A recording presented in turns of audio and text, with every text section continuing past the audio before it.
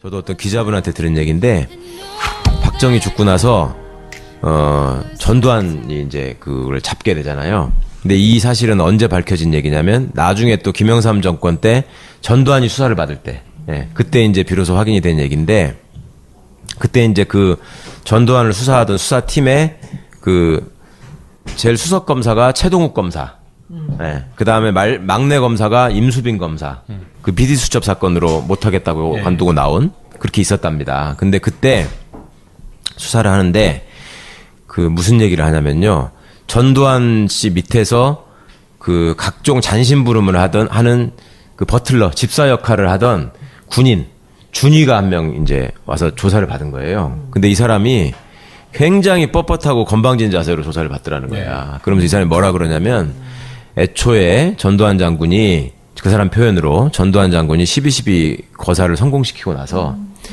뭐를 제일 불안해했는 줄 아느냐? 어? 당신들은 그때 다 끝내가지고 전두환이 딱 잡았기 때문에 굉장히 안심하고 이제 쫙 밀어붙였을 거라고 생각을 하겠지만, 사실은 전두환이 그때 불안해했다는 거예요. 그래서 정치권이 불안했을까? DJYS가 불안했을까? 뭘 불안했을까 했더니 전두환이 검사를 제일 두려워했대요. 그래서 그게 무슨 말이냐? 그러니까 자기들이 정권을 잡게 되면 이제 민간인으로 돼야 되잖아요. 군복을 벗고.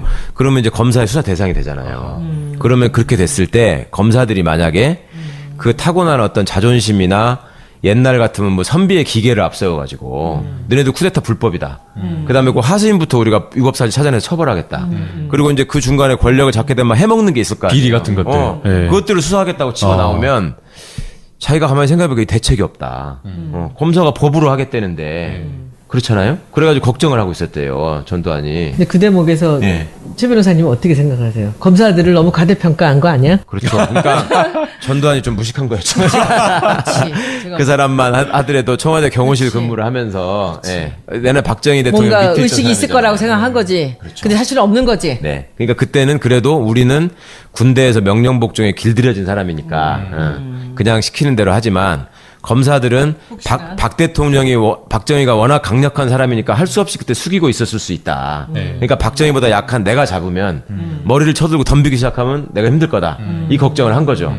근데 그래서 이제 아까 의원님 말씀하신 그거하고 이제 연결이 될 것 같아서 이 말씀을 드리는 건데, 그러니까 전두환이 그 걱정을 하고 있는데 안심하게 된 계기를 이 준위 이 사람이 설명을 하더래요. 그게 뭔지 아냐? 그래서 뭐냐 그랬더니, 어느 날 이제 이렇게 준위가 그 사람이 사무실에서 이렇게 있는데 검사장이 자기를 찾아왔다는 거야. 검사장이 검사장이 준위를 찾아왔는데 그냥 안 찾아오고 돈다발을 이만큼 싸가지고 와가지고요. 이 준위한테 이렇게 갖다 바치면서 거의 무릎 꿇는 자세로 갖다 바치면서 어르신한테 내 얘기를 좀 잘해달라. 내가 아무개인데 그 어르신은 전두환을 얘기하는 거죠.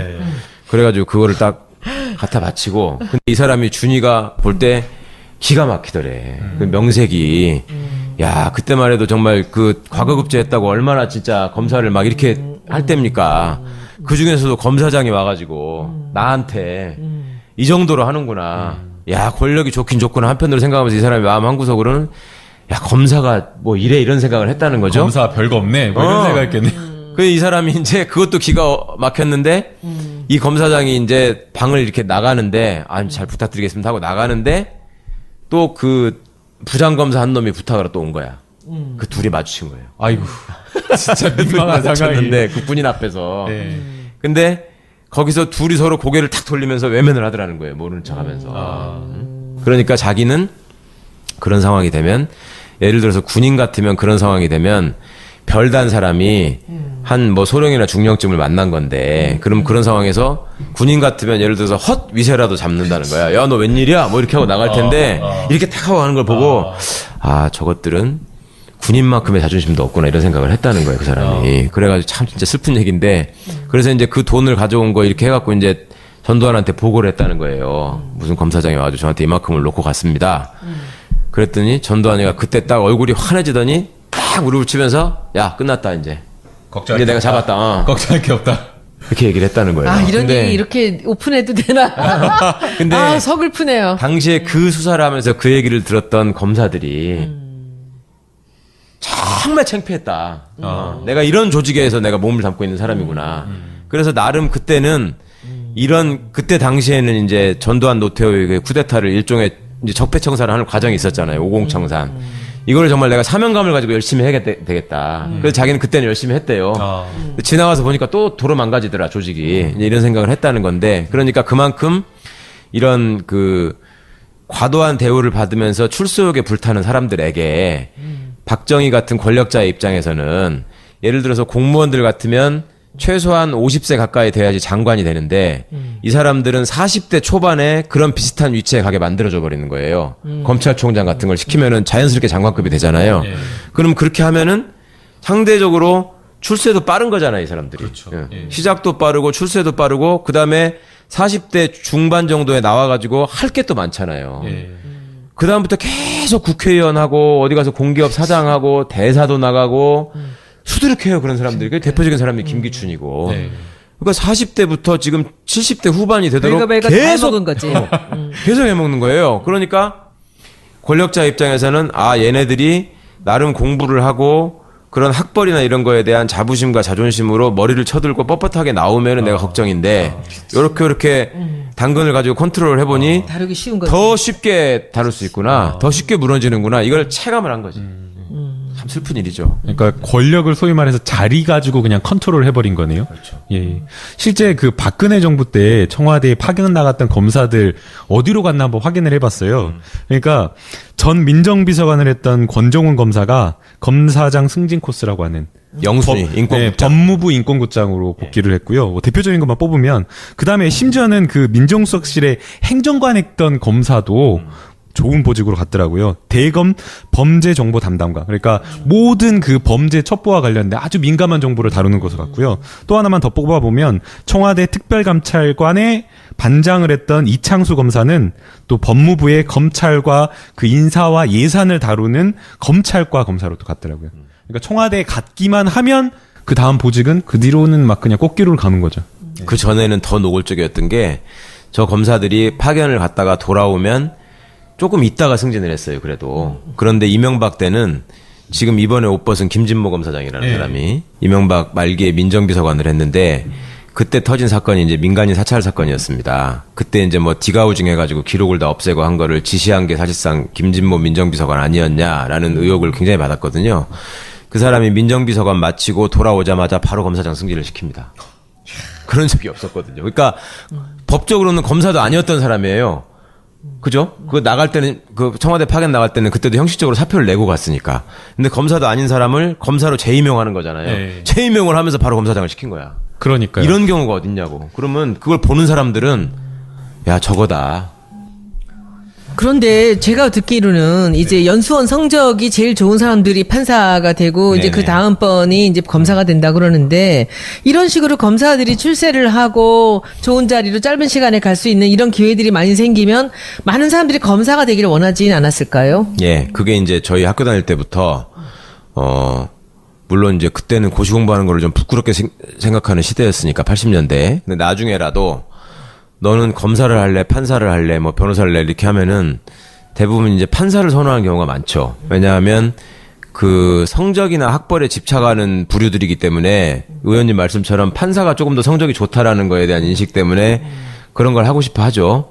외국에 연수를 가더라도 가능하면 하버드를 가고 싶어 하듯이 뭐 이런 게 있는데 그거 말고도 그때는 이제 군부 독재를 저희는 겪었잖아요, 대학교 다닐 때. 그리고 이제 그때 당시에는 신문에 늘 나오는 사람들이 공안검사들이었어요. 지금은 공안검사가 누군지 사람들이 사실은 평검사들은 잘 모르는데 그때 공안검사들은 뭐 김원치, 황교안, 고영주, 그 최환 뭐 유명한 사람들이 있어요. 맨날 신문에 나오니까. 지금도 유명한 사람들. 맨날 신문에 나오니까.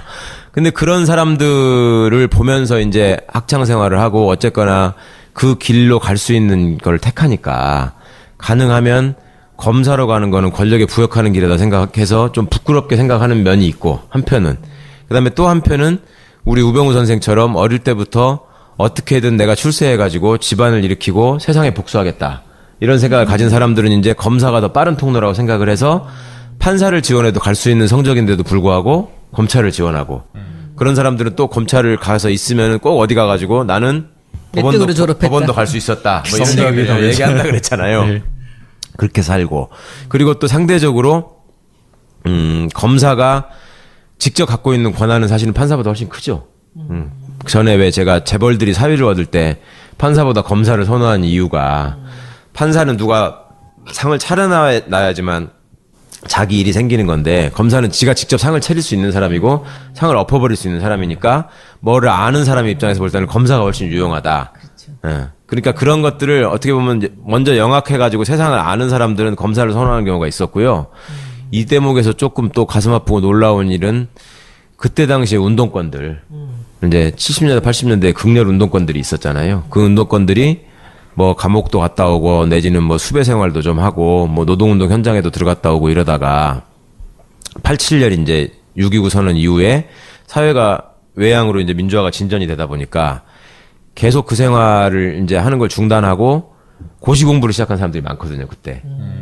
그래갖고 옛날 운동권 출신으로 고시 합격한 사람이 되게 많습니다. 누구예요? 예를 들면? 예를 들면 뭐 이종걸 의원 같은 경우도 나름 운동권이었고. 그렇습니까? 네.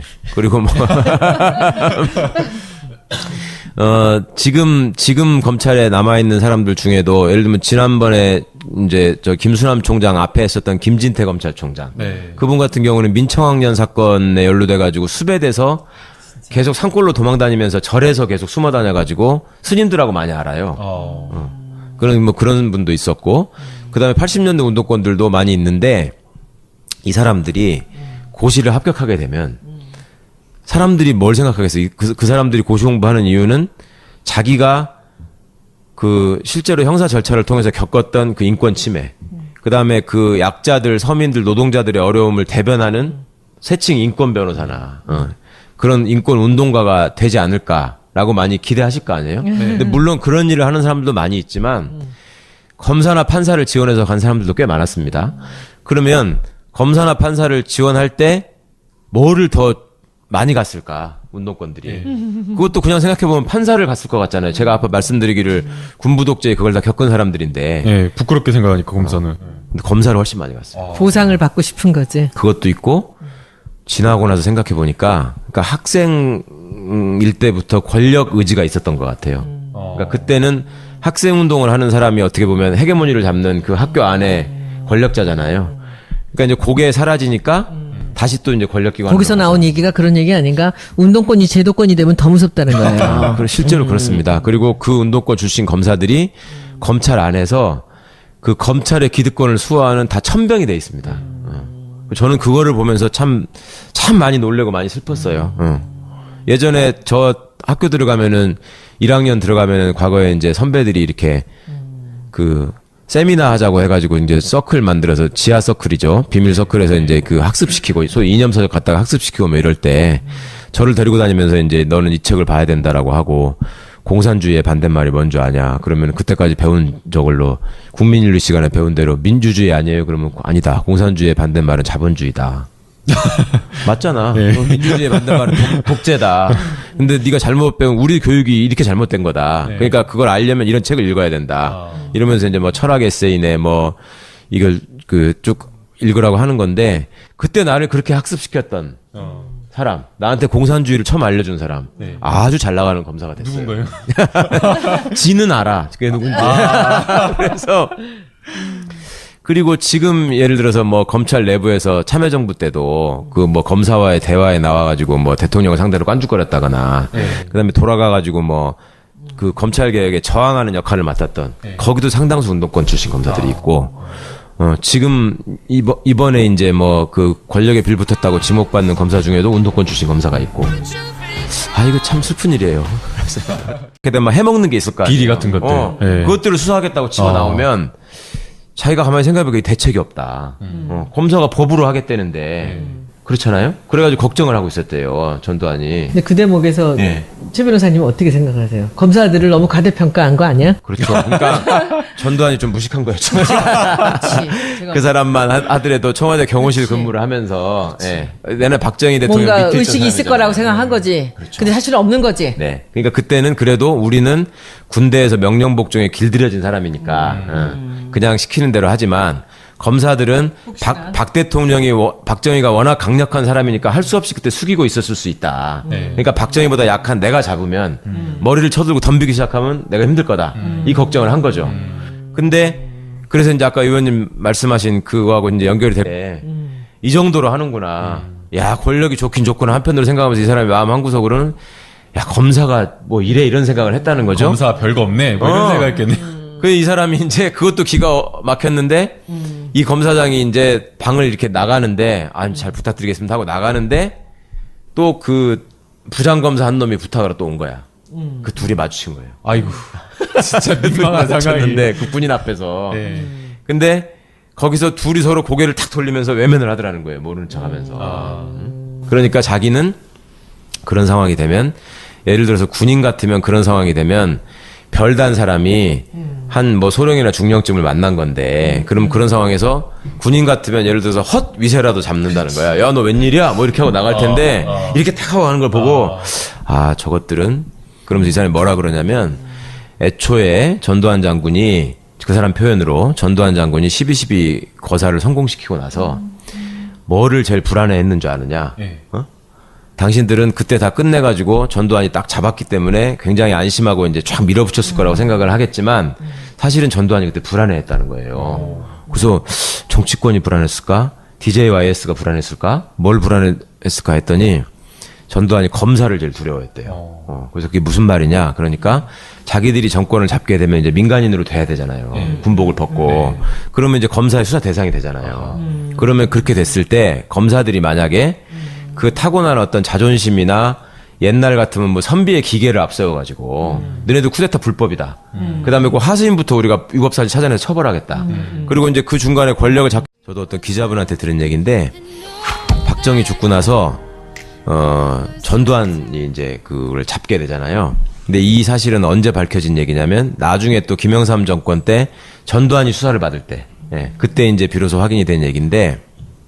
그때 이제 그 전두환을 수사하던 수사팀에 그 제일 수석 검사가 최동욱 검사, 그 다음에 막내 검사가 임수빈 검사, 그 비리 수첩 사건으로 못하겠다고 관두고 나온 그렇게 있었답니다. 근데 그때 수사를 하는데 그 무슨 얘기를 하냐면요, 전두환 씨 밑에서 그 각종 잔심부름을 하는 그 버틀러 집사 역할을 하던 군인 준이가 한 명 이제 와서 조사를 받은 거예요. 근데 이 사람이 굉장히 뻣뻣하고 건방진 자세로 조사를 받더라는 거야. 그래서 이 말씀을 드리는 건데, 그러니까 전두환이 그 걱정을 하고 있는데 안심하게 된 계기를 이 준이 이 사람이 설명을 하더래요. 그게 뭔지 아냐? 그래서 뭐냐 그랬더니 어느 날 이제 이렇게 준이가 그 사람이 사무실에서 이렇게 있는데 검사장이 자기를 찾아왔다는 거야. 검사장이 준이를 준이한테 찾아왔는데 그냥 안 찾아오고 돈다발을 이만큼 싸가지고 와가지고요. 이 준이한테 이렇게 갖다 바치면서 거의 무릎 꿇는 자세로 갖다 바치면서 어르신한테 내 얘기를 좀 잘해달라. 내가 아무개인데 그 어르신은 전두환을 얘기하는 거죠. 그래가지고 그거를 딱 갖다 바치고 근데 이 사람이 준이가 볼 때 기가 막히더래. 그 명색이 야 그때만 해도 정말 그 과거급제 했다고 얼마나 진짜 검사를 막 이렇게 할 때입니까? 그 중에서도 검사장이 와가지고 나한테